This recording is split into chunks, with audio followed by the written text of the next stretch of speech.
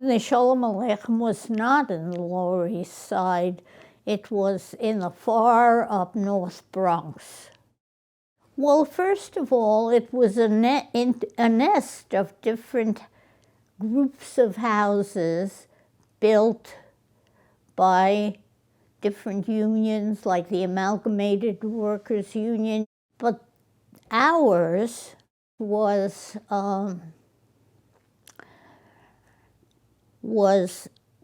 not based on work, what your work was, and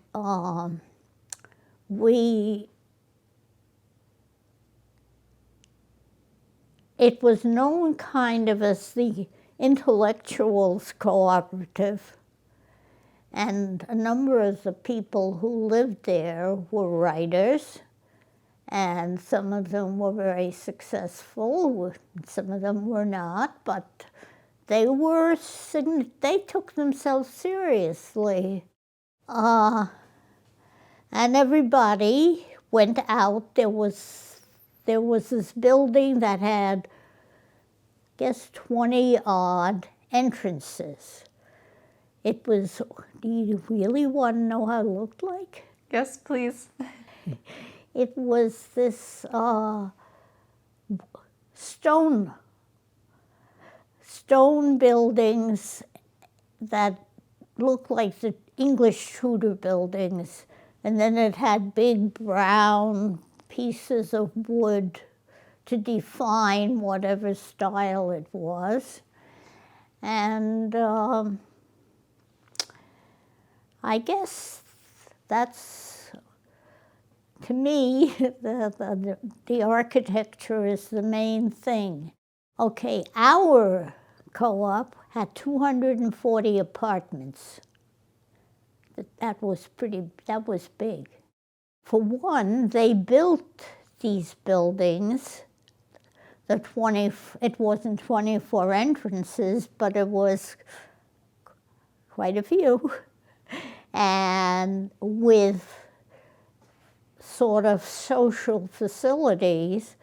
For example, we had an auditorium, and the children performed their plays in our auditorium. And what else was there?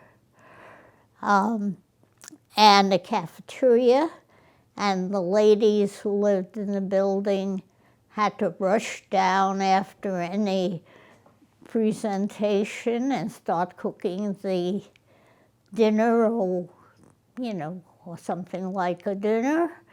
And there was a bazaar, which was the predecessor of the what people have on their front lawns now here in Newport. And the bazaar was my favorite thing. And so was it of Esther's. And what was at the bazaar? What kind of things? Junk. And I had my friends. We had a bunch. I have a picture of that in the same folder of these girls. And I guess now they're dying. So I'm still alive, but it can't go on forever. So I'm pretty comfortable.